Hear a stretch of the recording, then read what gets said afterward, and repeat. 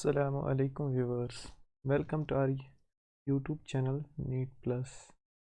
Today we are going to take our new topic, that is current electricity. तो इससे पहले हमने electrostatics के कुछ क्वेश्चन किए थे।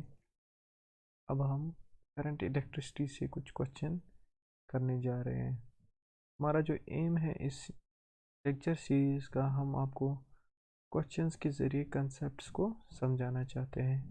तो जो पहला क्वेश्चन है आज हमारा जो हमने लिया है वो नीट 2017 में आया है। This is related to Ohm's law. तो इसमें क्या कहा गया है, पहले हम पढ़ते हैं। The resistance of a wire is R ohm if it is melted and stretched to n times its original length, its new resistance will be। तो आपको पता है क्या इसमें क्या दिया गया है। इसमें दिया गया है कि हमारे पास एक वायर है जिसका कुछ क्रॉस सेक्शन होगा और कुछ लेंथ होगी। क्या कहा गया है, इसकी लेंथ अगर L है और एरिया A है तो इसको हमने मेल्ट किया है और इसको हमने स्ट्रेच किया है।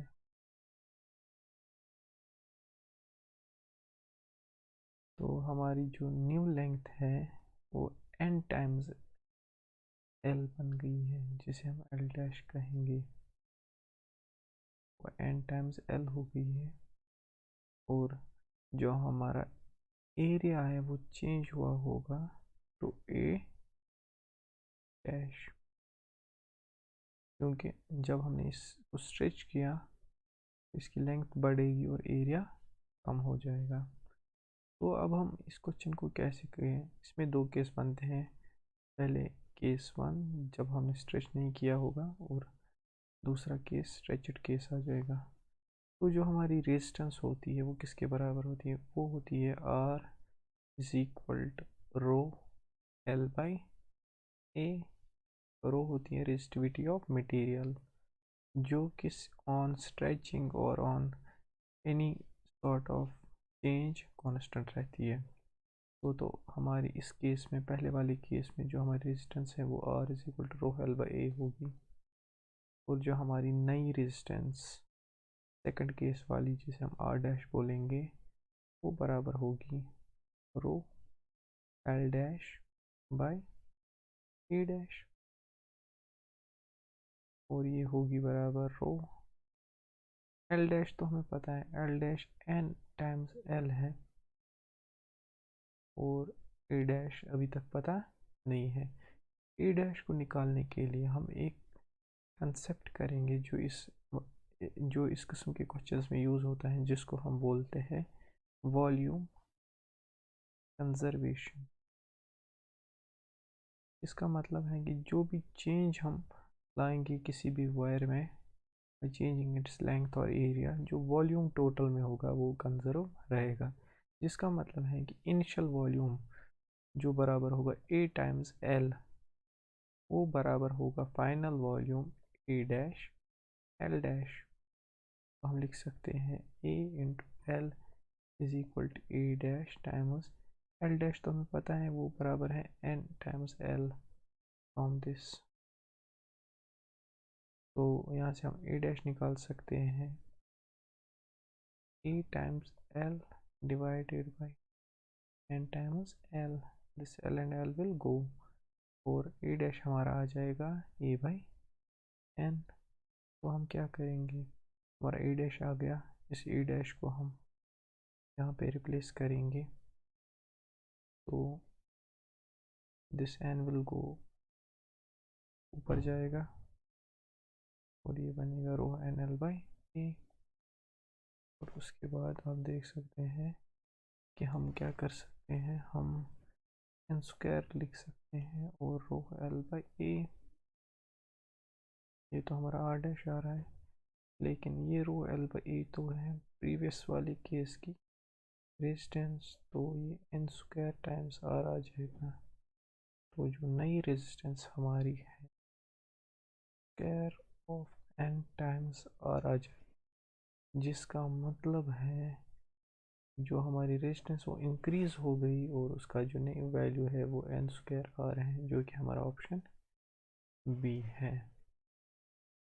तो आप देख सकते हैं कि इस क्वेश्चन में हमने क्या किया। अगर हम सिंपली इसको याद रखें तो अगर हमारा एरिया n टाइम्स बड़ा हो रहा है, n गुना बड़ा हो रहा है, तो without any knowledge of this हम याद रख सकते हैं कि हमारा एरिया जो है वो n टाइम्स घट रहा है, that is a by n। We can simply put this into this equation and get the answer. लेकिन अगर हमें कंसेप्ट की बात करनी होगी तो हम इसको वॉल्यूम कंजर्वेशन के ज़रिए a डैश को पहले निकाल सकते हैं। तो इसका जो करेक्ट ऑप्शन है वो ऑप्शन बी है। के बाद हम दूसरे क्वेश्चन की बात करेंगे जो कि नीट 2013 में आया है। क्या बोला गया है, पहले हम इसको पढ़ेंगे। A wire of resistance 4 ohm is stretched to twice its original length. The resistance of stretched wire would be। तो क्या कहा गया है, ये तो सिमिलर क्वेश्चन है। एक वायर ऑफ रेजिस्टेंस जिसकी कुछ लेंथ होगी L की, जो रेजिस्टेंस है वो 4 ओम है।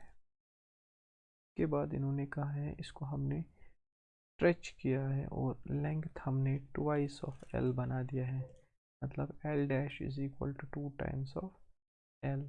हमारा जो एरिया होगा A डैश वो कम हुआ होगा, और वो अगर ये n इस वक्त 2 दिया गया है, मतलब 2 टाइम्स हमने स्ट्रेच किया है, तो जो हमारा एरिया होगा वो टाइम्स बाई 2 डिक्रीज हुआ होगा, और जो इसकी रेजिस्टेंस होगी न्यू आर डैश होता है n square times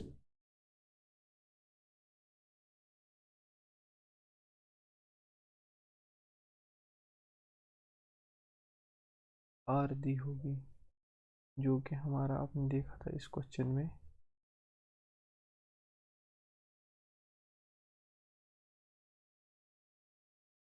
n square times are बन जाएगा। तो आप देख सकते हैं n हमारा 2 है and it is 2 square and previous resistance is 4, 2 2 are 4 and 4 4 are 16 ohm। तो जो इसका करेक्ट ऑप्शन है वो r dash is equal to 16 ohm है, यूजिंग दिस फार्मूला जो हमने पिछले वाले क्वेश्चन में की, that is r dash is equal to n square r। तो ये स्ट्रेचिंग के वक्त होता है। अगर हमने कंप्रेस किया होगा, अगर हमारा पहला L है और फिर उसके बाद हमने वायर को कंप्रेस किया होगा, जो L डैश हमने L बाई n बनाया होगा, तो हमारा जो A होगा वो n टाइम्स A बन जाएगा। तो उस वक्त हमारी जो रेजिस्टेंस होगी, आप देख सकते हैं हमारी रेजिस्टेंस रो L बाई n divided by n times A, और वो आ जाएगा rho L by A divided by n square. तो R उस वक्त आ जाएगा R डैश हमारा R बाई n स्क्वायर आ जाएगा। तो ये फार्मूला हम कंप्रेशन के वक्त इस्तेमाल करेंगे, और स्ट्रेचिंग के वक्त हमारा R डैश आ जाएगा n स्क्वायर R। इसका मतलब है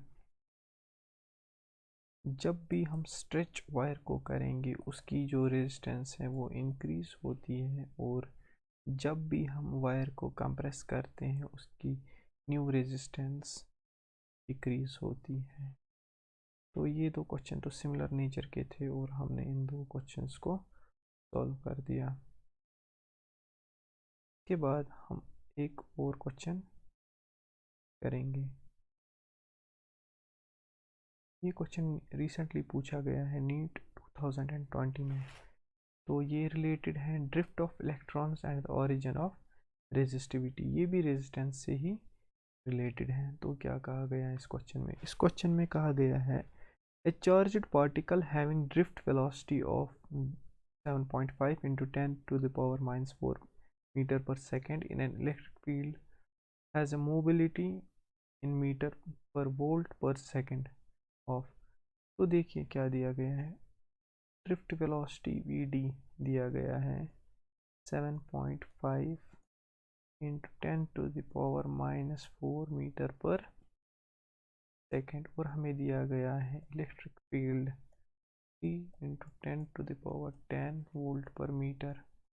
हमें पूछा गया है कि मोबिलिटी को ढूंढो, मोबिलिटी जिसको हम म्यू से डिनोट करते हैं। तो ये इस चार्ज पार्टिकल जिसका हमें या तो वो प्रोटॉन होगा या तो वो इलेक्ट्रॉन होगा, उसकी मोबिलिटी ढूंढनी है हमें। तो इसके लिए तो बेसिक फॉर्मूला है drift velocity is equal to mu times electric field, जो कि हमें पता है drift velocity is equal to mobility into electron electric field. तो जो हमारी मोबिलिटी आएगी वो V D by electric field आएगी। जो हमारा वी डी दिया गया है आप देख सकते हैं 7.5 इंटू 10⁻⁻⁴। ये हमारा सारा ऐसा यूनिट्स में दिया गया है तो चेंज करने की कोई ज़रूरत नहीं है। Divided by electric field 3 into 10⁻⁻10। तो आप देख सकते हैं इसको हम कैंसिलेशन कर सकते हैं। 3 1 आर, 3 2 आर 6, 3 5 आर 15। तो एक के बाद पॉइंट आ जाएगा। और आप देख सकते हैं base are same, powers are subtracted -10। तो ये बन जाएगा 2.5 10⁻⁻⁴ प्लस 10। तो ये आ जाएगा 2.5 इंटू 10⁻⁶ मीटर स्क्वायर पर वोल्ट सेकंड। तो जो इसका करेक्ट ऑप्शन आप देख सक रहे हैं mu is equal to V D, हमारा आंसर आ गया mu is equal to V D by E. और जो हमारा आंसर आ गया 2.5 इंटू 10⁻⁶ मीटर स्क्वायर पर वोल्ट सेकंड, जो कि हमारा ऑप्शन बी है। इसका करेक्ट ऑप्शन बी है। तो thank you for watching this lecture. Hope you like this video. Please like and share this video and subscribe our channel. तो आप क्या करेंगे, पिछले वीडियो भी देखेंगे ताकि आपके कॉन्सेप्ट्स क्लियर हो जाए और इन क्वेश्चन के ज़रिए आप अपने कॉन्सेप्ट्स बिल्ड करें और क्वेश्चन को सॉल्व करने का जो तरीका है, फार्मूला कैसे लगानी है और कैलकुलेशन कैसे करने हैं, वो आप इन वीडियो से सीख सकते हैं। Thank you, good bye.